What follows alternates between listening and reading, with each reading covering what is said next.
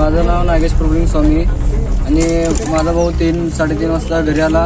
मग घरी आल्यावर रिक्षा लावून बाहेर जातो म्हणला. बहिणीच्या हातात 300 रुपये देऊन गेला. मग ते ज्ञानेश्वर घंटे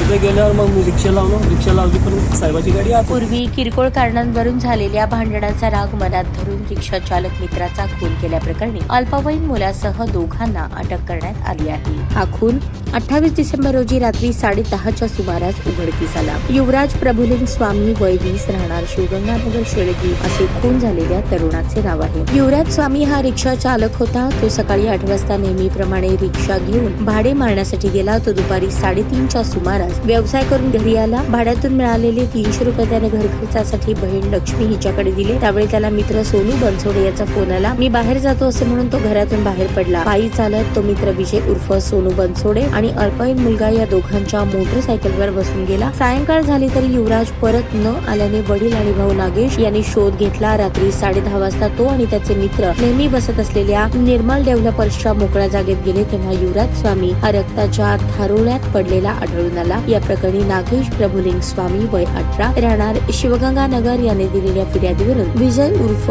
सोनू बनसोडे वय 19 राहणार आदर्श नगर शेळगी अल्पवयीन मुलाविरुद्ध भारतीय न्याय संहिता कलम 103(5) प्रमाणे गुन्हा दाखल झाला आहे. तपास दुय्यम पोलीस निरीक्षक शबनम शेख करत आहेत. माझं नाव नागेश प्रभुलिंग स्वामी आणि माझा भाऊ 3-3:30 वाजता घरी आला. मग घरी आल्यावर रिक्षा लावून बाहेर जातो म्हणला. बहिणीच्या हातात 300 रुपये देऊन गेला. मग ते ज्ञानेश्वर घंटे अजून ते सुजल कामात त्यांनी दोघंजण मिळून गाडीवर बसून घेऊन गेले. निळे ॲक्सेस होती आणि गेले बाहेरच गेले. मग मी मम्मीला सांगितलो. मम्मी मला फोन कर म्हणली. मी तेव्हा त्यांना फोन करा. मग दोघांना बी नंबर बंद लागला. ते सोन्याला बी लावले. मग सोन्याचा नंबर ते घंटेकडनं घेतल्यावर घंटे म्हणला तू घरापाशी ये. घंटे म्हणल्यावर घरापाशी येत नाही म्हणला. कधी डायरेक्ट निर्मल डेव्हलपर्स पाशी ये म्हणला. मग तिथं जाऊन म्हणल्यावर बघडल्यावर काय आमच्या भावाचा मृत्यू सगळं. किती लोकांनी मिळून मारलं भावाला? तिघांनी मिळून. तिघजण इथनं घेऊन गेले त्याला.